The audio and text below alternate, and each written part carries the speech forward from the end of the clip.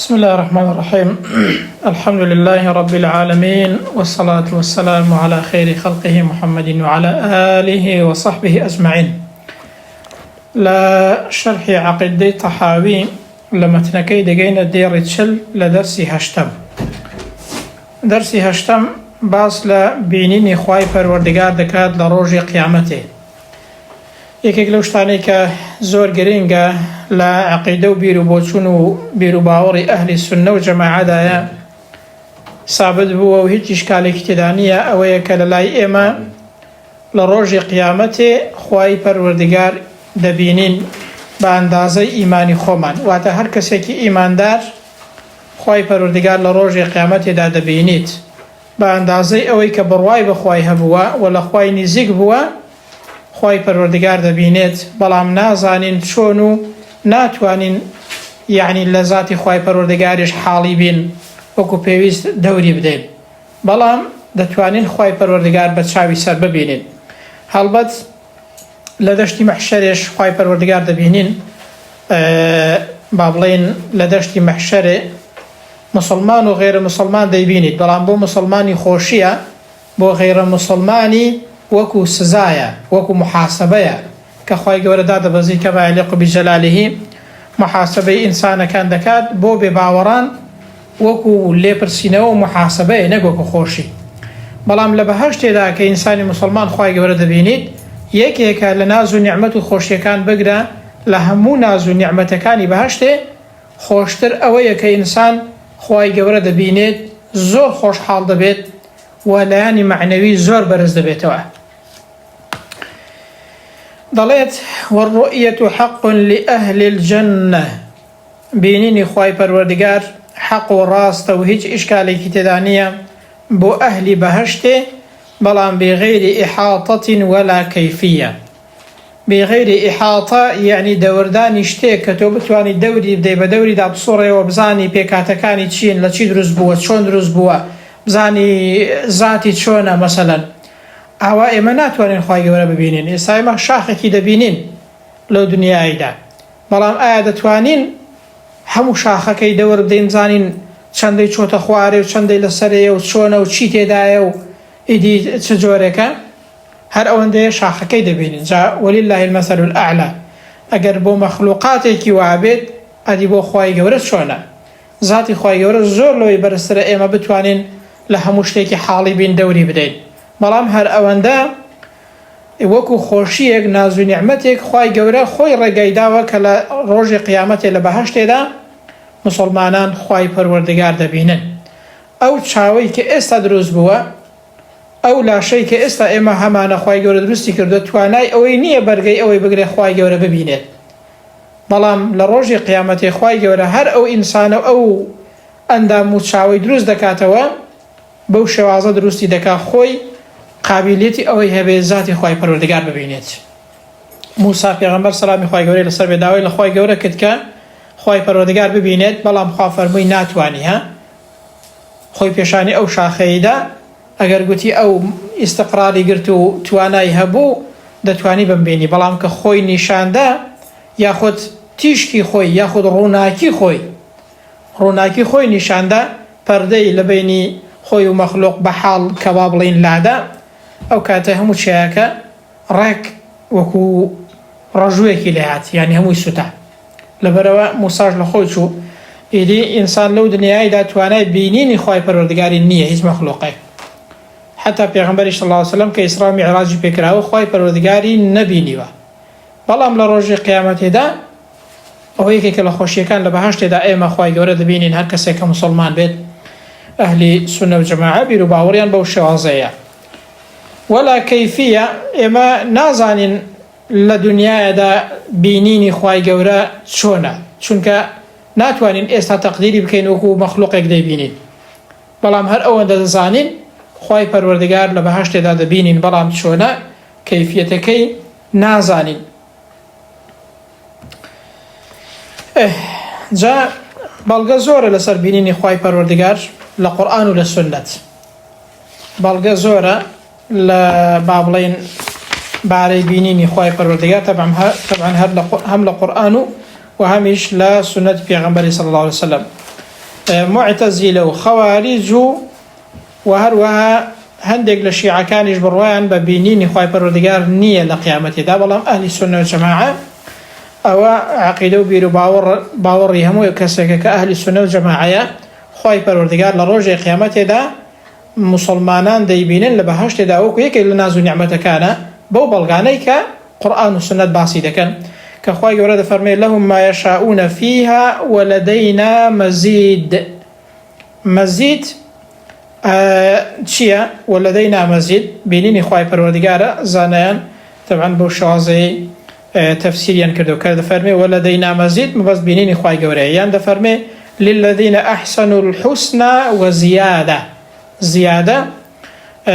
واتا تيروانينو بابين بينيني خواي پروردگار هروكو لصحيح مسلم داهت الزيادة هي النظر إلى وجه الله الكريم أو زيادة بريتيا لا بينيني خواي پروردگار وتماشا كردني خواي پروردگار بلغي كي ديك خواي قرد فرمي وجوه يومئذ ناظرة لو روجدا كروج قيامة دموشاوانك دروشاوان قشن إلى ربها ناظرة تماشاي پروردگار خواي عندكن كأوا صريحة لا بينيني خواي پروردگار أو كتأويلي دك هذا لين نعمتي خواي دبيني كتأويلي هكذا بلام إلى ربها ناظرة إلى أجر بابلين تعدي كرت يعني تعدي كرت بإلى أو معنى كيد بيت المعاينة بالأبصار وهذا بينين بتشاو أو بينيني بتشاو لو رجدا كسانك هن كتماشاي خداي پروردگاري خويان دكان بلغي كي ديكلا السنة پیغمبر صلى الله عليه وسلم او يك پیغمبر ده فرمي صلى الله عليه وسلم لا فرمايشتي بابلين صحيح ده هاتوا ك پیغمبر يعني باسي كردوا آية لبينيني روجي ياخد لبينيني مانجي شوارده هيج اشكالك هي كنيبينن هر کس شاوي هبه نايبينت دي پیغمبر فرمي صلى الله عليه وسلم يعني وكو شون مانجي شوارده دبينن آواج بوشوازي فإنكم ترونه كذلك بوشوازي خوي پروردگاري خوتان دبينن هكذا فرمي هل فرمايشتكي ده هاتوا هيج قرب الغيق ناكن هيج توشي ناراحتي نابن كاتك خوي پروردگار دبينن هر کسێک لە شوێنی خۆیەوە بە ئەندازەی ئیمانی خۆی خوای پەروەردگار دەبینێت پێغەمبەر دەفەرمێ صلی الله علیه و سلم وەکو مانگی چواردە چۆن دەبینن چۆن حەبە بەرچاوانەوەیە ڕۆژ چۆن دەبیندرێت خوای پەروەردگاریش تەبعاً لە ڕۆژی قیامەتێدا ئەبەو شێوازەیە دەبیندرێت.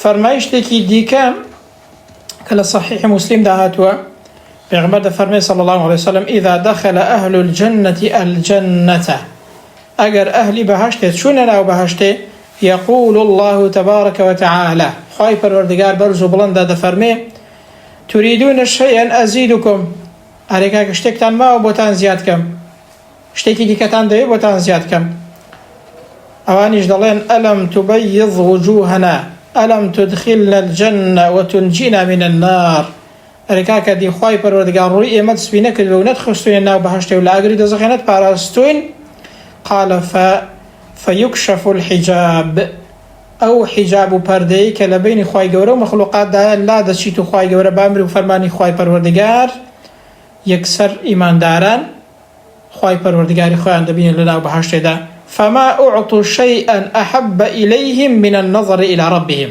پێغەمبەر دەفەرمێ صلی الله علیه و سلم هیچ شتێکیان لە بەهەشتێ پێ خۆشتر نییە لە بینینی خودای پەروەردگار. ئەوەش چمان پێ دەڵێ ئەومان پێ دەڵێ ئەو چێژ و تامەی کە لە شتی معنەویدا هەیە لە شتی مادیدا نییە بەس ئینسان ئێستا تەبیعەتی وایە هەشتی مادیەکەی دەبینێت بەڵام جاری وا هەیە ئینسان لە سایەی ئیمانی خۆشیەکی وای بۆ دێت لەزەتێکی وا دەبینێت زۆر لە لەزەتی مادی و خواردن و خواردنەوە هەشتێکی دنیای خۆشترە. ئەو بینینی خوای پەروەردگار شتێکی معنەوی و دەرونیە کە ئینسان دەبینێت پێی خۆشحاڵ دەبێت و هیچ چێژ و تامێک بەقەدەر بینینی خودای پەروەردگار لە ڕۆژێ قیامەتێدا لەناو بەهەشتێدا بۆ ئیمانداران خۆشی نییە و بەتام و چێژ نییە. جا هەردانەر دەڵێت کەما نەتەقە بهی کتاب ڕەبینا هەروکو چۆن کتابی خوای پەروەردگار فەرموویەتی وجوه يومئذ ناظرة إلى ربها ناظرة لو روجي ذاك روجي قيامته يدمو شاوان يقشاوان تماشاي خداي پروردگاري خويان دكن تماشا دكن يعني ديبينن خواهي پروردگار دبينن.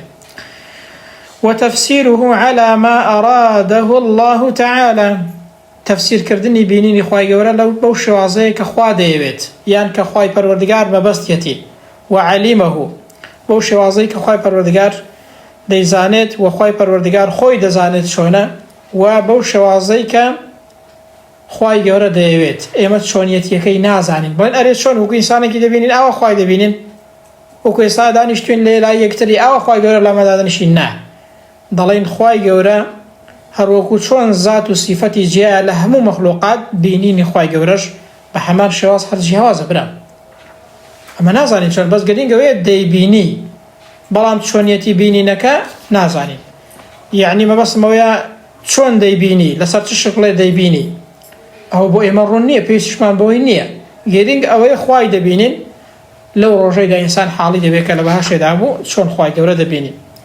وكل ما جاء في ذلك من الحديث الصحيح عن الرسول همو فرما يشتانش كلا بيغمبري وهاتونا فهو كما قال وكو بيغمبر فرميتي آوائي فرميتي خواهي قورا دبيني وكو مانجي تشوارده طوال مجدلن دبيني. ومعناه على ما أراد معناه كشي بوش وعزيك بيغمبر صلى الله عليه وسلم ما بستي بوا لا ندخل في ذلك متأولين بآرائنا برا بۆ چوونی خۆمان تەئویلی ناکەین بڵێن کاکە وەڵا بینینی خوای گەورەمە بەس نیعمەتی خوای گەورەیە ئەگەر نیعمەت بێ خۆی دەیفەرموو نیعمەتی خوای گەورە ولا متوهمين بأهوائنا بهوا و هەوەسی خۆشمان شتێک ناکەینە وەهم لە لای خۆمان بڵێن ئاوا بۆ شوازە گرنگە وێ دەڵێن خوای دەبینین.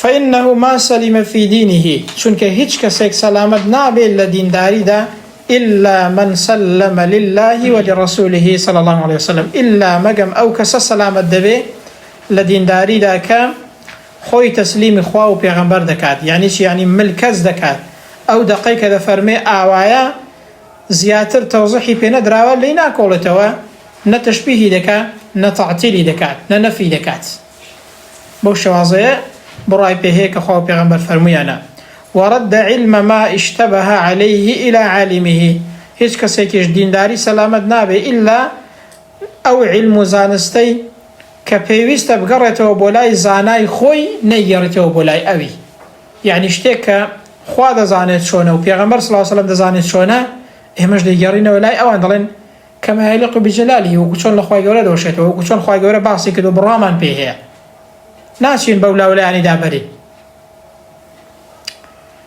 ولا تثبت قدم الإسلام إلا على ظهر التسليم والاستسلام وهروها بي إسلامتيش جيگير نابت تنها لسر پشتی خوب دستودان و تسلیم بون بفرمان خواه و پیغمبر نبید صلى الله عليه وسلم. او جوره کلا آموشگاری کردن بو انسانی که انسان وریای خوی بید دینداری با تسلیم بون بفرمان خدای پروردگار سلامت دبید دینداری بفرمان خوای گەورە سەلامەت دەبێت باش شتێکیش لەگەڵ ئێمە لەگەڵ عەقڵی ئێمە نەگونجێت لەگەڵ زانستی ئێمە نەگونجێت ئێمە پێی پێ نەبین خۆمە نامانەوێ برام وەکو خوای زانابین ناشمانەوێ یعنی وەکو خوای گەورە هەموو شتێک بزانین ورد و درشتی بزانین خۆ ئینسان ئینسانە لە سنوورێکی دیاریکراودا شت دەزانێت بەڵام خوا هەموو شتێک دەزانێت نهێنی ئەرز و ئاسمان دەزانێت کە ئینسان ئەو بڕوایی هەبوو هیچ کاتێکی تووشی ئیشکال و قەلەقی نابێت تووشی ڕاڕایش نابێت زۆر ئاساییە شتێک خوای گەورە فەرموویەتی کە لەی حاڵی نەبووم کە عەقڵم تەقەبولی نەکرد دەڵێم خوای گەورە فەرموویەتی بڕوام پێی هەیە وەکو چۆن فەرموویەتی چۆنیەتیەکەی پێویست با خوای گەورە ڕوونی دەکردەوە پێغەمبەر صلی الله علیه و سلم ڕوونی دەکردەوە برام ئەوەندەی کە پێویست بێ لەو دنیایدا پێغەمبەر هەموو شتێکی بۆ ئێمە ڕوون کردوێتەوە بەڵام ئێستا یان کاتی خۆی دوای پێغەمبەری صلی الله علیه و سلم دوای جیلی پێغەمبەر و سەحابە و تابعین و ئانە هەندێک شت هاتۆتە ناو عەقیدە و بیرباوەڕ و هەندێک شت هاتۆتە ناو موسڵمانان کە پێویست نەبووە ئەوەندە لێی بکۆڵنەوە و ئەوەندە درێژەی پێ بدەن یان ئەوەندە یعنی تەفاسیلی پێ بدەن و شتێک کە هەر ئەوەندەی دەربارە گوتراوە زیاتر تەفاسیلی پێ بدەن یان لێی بکۆڵیەوە یان بە عەقڵ شتی دەربارە بڵێ بەڵکو چۆنە ئاوای بڕوامان پێ هەیە و ئەو کاتی خۆمان لە هەموو سەرێشەیەکی نەجات دەدەین. دێڕی 44 دەڵێت فەمەن ڕامە یعنی قەسەدە، واتە هەر کەسێک بیەوێت علم ما حضر عنه علمه، ئەوە بزانێت کە لێی مەنع کراوە. حضر یعنی لێی مەنع کراوە. هەر کەسێک بیەوێ ئەوە بزانێت کە لێی مەنع کراوە، لێمان مەنع کراوە بزانین ذاتی خوای گەورە چۆنە، بینینی خوای گەورە چۆنە.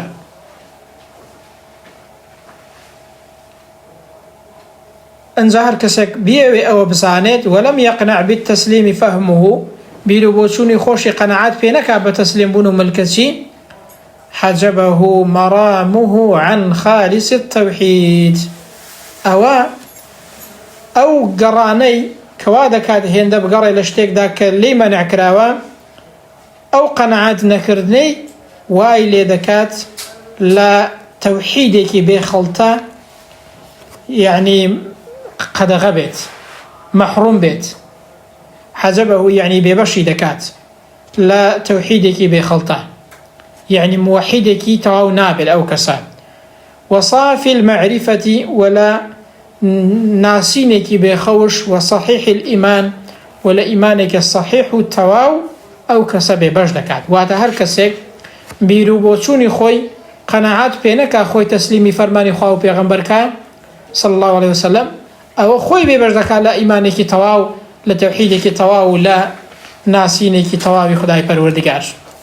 ئەو کاتەش کە ئینسان ئاوای لێ هات چ دەکات؟ چی لێ دێت؟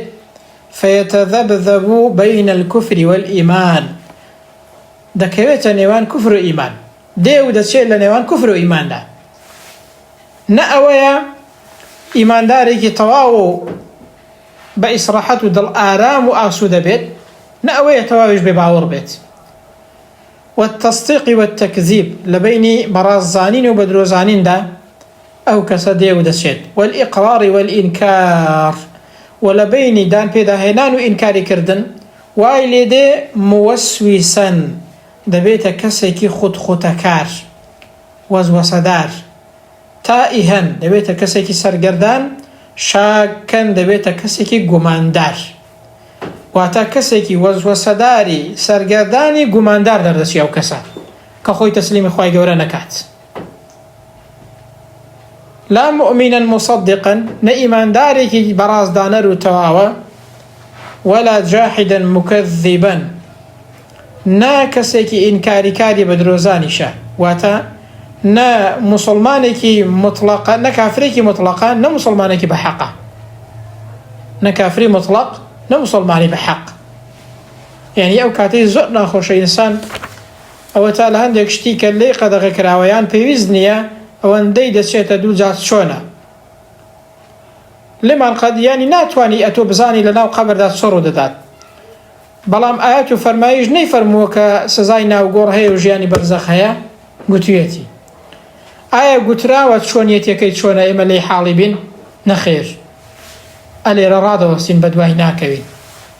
ئەو خەڵکانەی کە تووشی جاری وا هەیە بە جۆرێک لە جۆرەکان گومڕایی دەبن یان تووشی گومان دەبن، ئەوەتانەیە لە شتێک دەکۆڵنەوە کە ڕێگەی پێ نەدراوە لێ بکۆڵیتەوە. خوای گەورە فەرموویەتی ڕووباری بەهەشتێ هەیە لە قیامەت، ڕووباری هەنگوینی هەیە لە بەهەشتێ، ڕووباری هەنگوینی هەیە لە بەهەشتێ. نەی فەرمووە هەیە؟ فەرموویەتی هەیە. ڕووباری ئاوێ هەیە، ڕووباری شیری هەیە، ڕووباری شەرابی هەیە، ڕووباری هەنگوینی هەیە. کابرا کوتوێتی لێرە وڵی کاکە عەقڵ تەقبول ناکە ڕووبار لە هەنگوینی هەستی، دەبێ گەرما 180 پلە بێ ئەوجر ڕووباری هەنگوین دەبێتە ڕووبار. یعنی چۆن دەبێ هەنگوین بە ڕووبار بڕوات؟ کابرا بە عەقڵی دنیایی تەماشای قیامەتی کردووە، بە جۆرێک لە جۆرەکان ئاوای لێ دێ کە گوماندار دەبێت، سەرگەردان دەبێت. برە بابەت و حەقیەوە چییە؟ دنیا دنیای و قیامەتیش قیامەتە.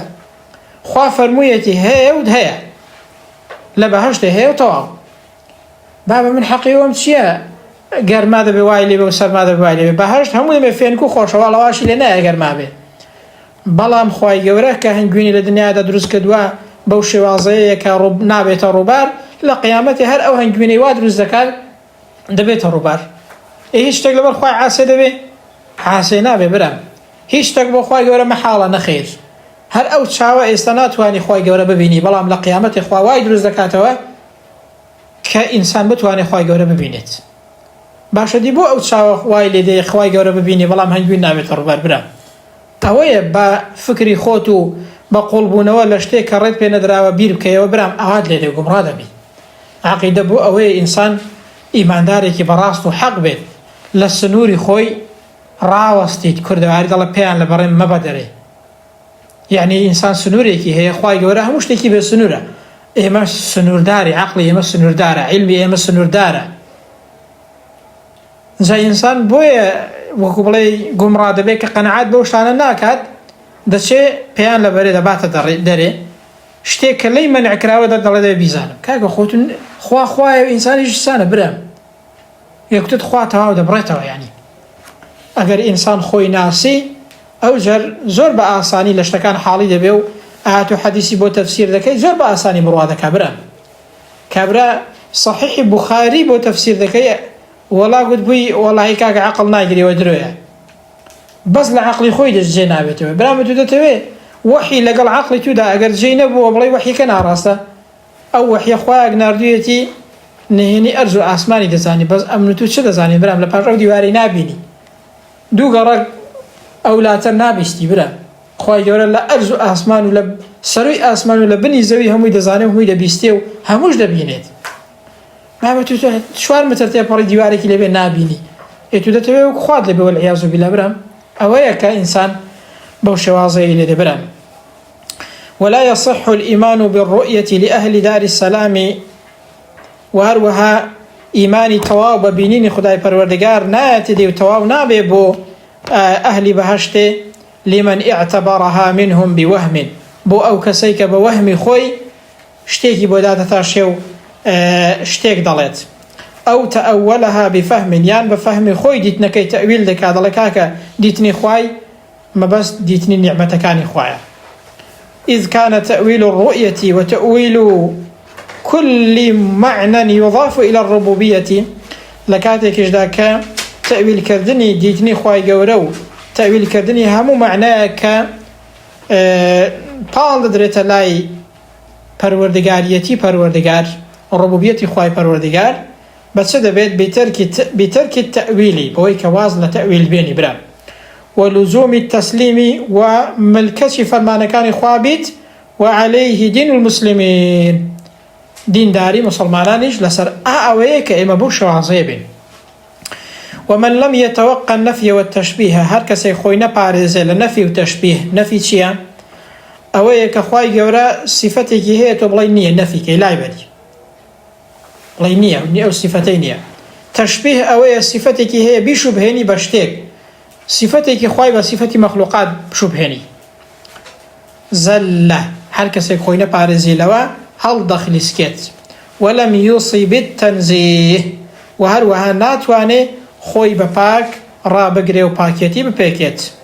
فإن ربنا جل وعلا موصوف بصفات الوحدانية، پروردگار إما بابلين وصف داره وبوش واضحية بصفات وحدانية تاك وتنهاي وصف داره، وتتاك تنهاية منعوت بالنعوت الفردانية وبتاكاتي خواي پروردگار أو صفته هيك لذات لصفتي دا تاك تنهاية، ليس في معناه أحد من البرية، هيج كسيك لإنسان كان لا تاكيتي خواي پروردگار وذات صفتي خواي پروردگار دا لخواي پروردگار ناسيو ناسي تجير معناي أويك خواي پروردگار طبعا هيتي واتخواي پروردگار ذاتي وصفتي لهمو مخلوقات جهوازة. وتعالى عن الحدود والغايات، خواي پروردگار زور برزا زور برستر لشي لا أويك السنوريك هبيت بو خواي پروردگار، والغايات لآمان جكان، والأركان لا بايكان، والأعضاء لأندامكان، والأدوات لوسائل كان لا تحويه الجهات الست كسائر المبتدعات. يعني لخوي ناقري أو شش الجهتيك هەن وەکو سەر و خوار و لای ڕاست و لای چەپ و ئەوانە یعنی بۆ خی پەروەردگار لە دەرەوەی ئەو کات و مەخلوقات و دروست کراوانەیە خی پەروەردگار هەموو شتێکی با بڵێن لە ئینسان و لە مەخلوقات جیاوازە و خی پەروەردگار بەرز و بێ هاوتایە لە ذاتیدا و لە سیفەتیدا هیچ یەکێک لە مەخلوقاتەکان وەکو خدای پەروەردگار نینە خی پەروەردگاری وەکو هیچ یەکێک لە مەخلوقاتەکان نییە ئەوە بۆچییە بۆ ناسینی خدای پەروەردگارە بۆ حاڵیبوونە لە خدای پەروەردگار کە وەکو خۆی ئینسان خی پەروەردگار بناسیت ئەوە بنەمایەکە بۆ حاڵیبوون لە تەفسیریش و لە فەرمایشتەکانی پێغەمبەری صلی الله عليه وسلم ئەو جەرکە ئینسان حاڵیبوو لە عەقیدەی بەڕاستی ئەو کاتی نە لە ئاەت نە لە حەدیث کاتێک کە تەفسیری دەکا ئیشکالی نابێت و گرفتی بە دروست نابێت خی گەورە لە دینی خۆی باشتر حاڵیمان کەوتێمان گێنێ و ئەو خوێندن و دەرسانەش کاتە توێشێکی قیامەتی بۆ هەموو لایەکمان و سەدەقەی جاری بێ ئینشاءالله. وصلى الله على محمد وعلى آله وصحبه أجمعين.